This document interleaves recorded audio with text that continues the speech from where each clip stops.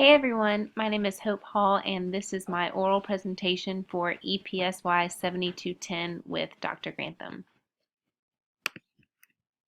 I first want to start off talking about two goals from the course syllabus and how I met these goals through the course experience.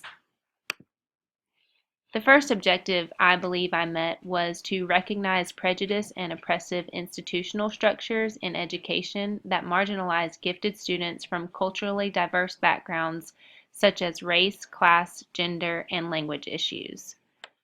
During one of our sessions, it was truly eye-opening to see the breakdown of students in gifted programs across different districts and counties, specifically among the schools that I currently teach in or have had experience in the past. And just to see the discrepancy of gifted demographics among these school systems, I think is very important, not only to me, but also other educators. And I plan on doing further research to see not only why these discrepancies exist, but how we can avoid perpetuating them in the future. Along with this, I really recognize a lot of the testing biases that exist, especially in gifted education, such as the language used or the lack of school accommodations for these gifted students. So, as a teacher, it is not only important for me to be aware of these issues, but also to voice these to my fellow educators as well. The second goal that I believe I reached over the course was to develop a plan to use multicultural approaches to address homeschool community relations that support gifted programs and empower students and their families. Not only was this the main topic of our facilitation discussion, but I also have been working with my school system very closely in order to actually implement these in my school. For starters, I've been a part of several school initiatives at our school, such as one that we previously held. It was Parents' Night Out, in which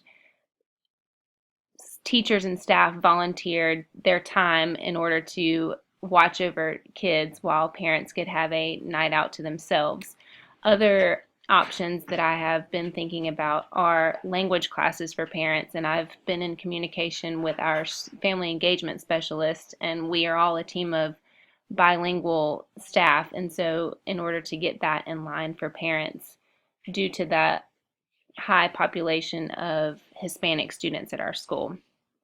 I've also previously used local businesses and resources to my advantage in my own classroom. For instance, getting to know the students and where their families are represented in the community. In fact, I even, as I shared in class, had one student whose father worked at a local Mexican restaurant, and so I took our class on a field trip to that restaurant in which they had to order in Spanish, and I also implemented a math lesson in that in which they had to calculate how much they could spend and include in taxes and so on and so forth.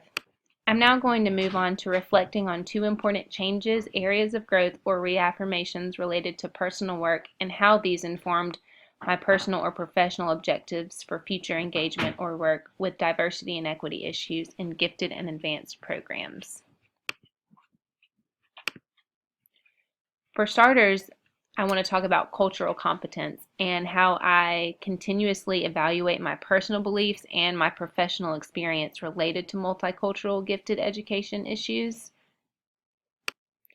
As was shared in the KWL exercise we did at the end of the course, I don't personally have a deficit thinking perspective, and I think that is very important when it comes to working with very diverse, gifted students, and also continuing to unpack those stereotypes. So asking those questions and constantly reflecting on my own personal views and potential biases. Another area of reaffirmation and also for continual growth is acknowledging and embracing multiculturalism.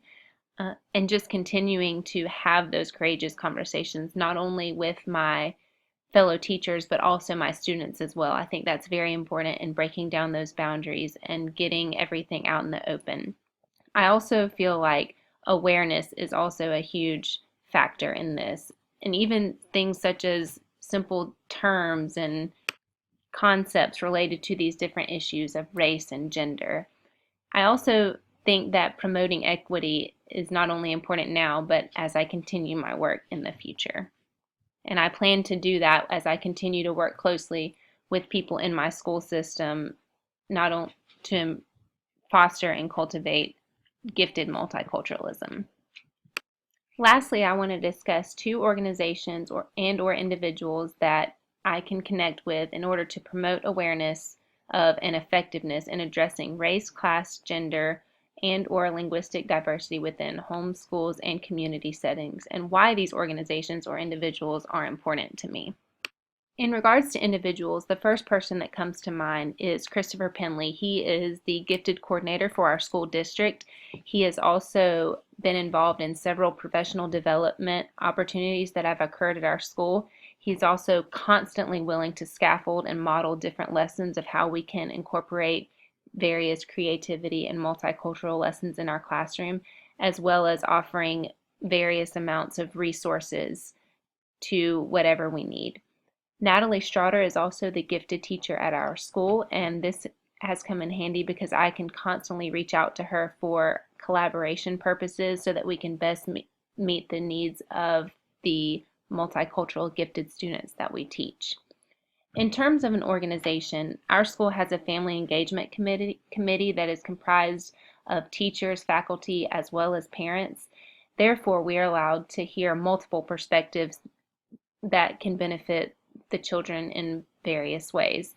We're able to generate ideas that represent all areas of multicultural gifted education rather than being limited in our views and opinions. I work closely with these individuals as well as this organization, but I plan to continue doing so in the future in order to continue meeting the needs of my multicultural gifted students and to help me be the best multicultural gifted teacher I could possibly be. To kind of wrap up this presentation as well as the semester, I took away several very important thoughts, but I think perhaps the main thought that I took away was that it's okay to have your own set of beliefs, but it is also just as important to be knowledgeable and aware of those of others. And as Dr. Grantham said it best, we all have our own dance with diversity. So I plan to continue not only figuring out what my dance is, but being knowledgeable and aware of the dance of others. And that is my presentation. Thanks.